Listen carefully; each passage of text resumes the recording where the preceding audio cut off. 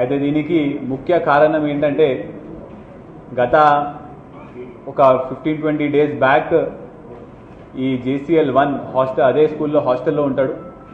ఆ హాస్టల్లో అతని బ్యాగ్లో సెల్ ఫోన్ ప్లస్ కొంత మనీ దొరికిందని చెప్పేసి ప్రిన్సిపల్ గారు టీచర్ గారు అతన్ని మందలిస్తే అతన్ని హాస్టల్ నుంచి తీసి డే స్కాలర్కి షిఫ్ట్ చేస్తారు.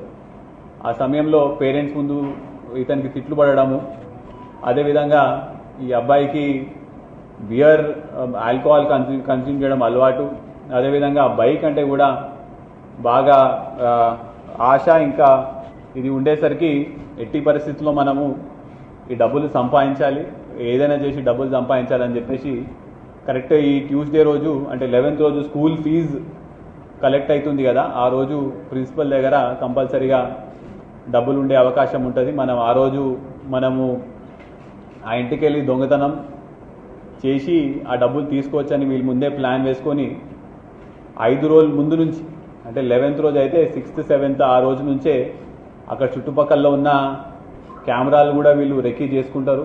అదేవిధంగా గ్లవ్స్ కొనడం జరుగుతుంది.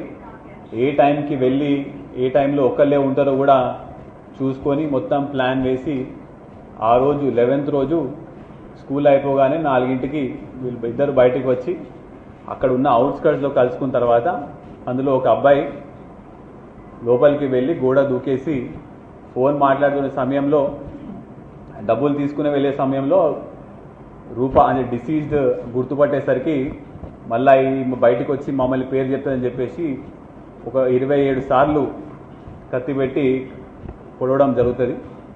అయితే ఆ సమయంలో ఫోన్ కింద పడిపోతే ఫోన్ కూడా తీసుకొని వెళ్ళిపోవడం జరుగుతుంది. కొంత గొంతులోంచి మాట వచ్చి మళ్ళీ ఇంకెవరికైనా చెప్తుందని చెప్పేసి ఫోన్ కూడా తీసుకొని వెళ్ళిపోవడం జరిగింది. అది ఇప్పుడు ఇవాళ వాళ్ళ దగ్గర నుంచి మనము 1,54,000 క్యాష్, దాని మీద బ్లడ్ స్టెయిన్స్ ఉన్నాయి, అది రికవర్ చేసినాము. అదేవిధంగా 2-3 డేస్ బ్యాకే కొన్న ఒక 60,000 పెట్టి ఐఫోన్ కొన్నాడు, అది కూడా రికవర్ చేయడం జరిగింది.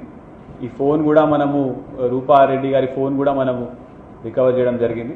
ఇప్పుడు వీళ్ళందరూ less than 18 years of age ఉన్నారు కాబట్టి ఏమంటే మనము ప్రొసీజర్ ప్రకారం ప్రొడ్యూస్ చేసిన తర్వాత మళ్ళీ కస్టడీ తీసుకొని తదుపరి విచారణ ఇంకా ఏ విధంగా ప్లాన్ వేసిరో కూడా అది విచారించి మళ్ళీ ఛార్జ్షీట్ వేయడం జరుగుతుంది.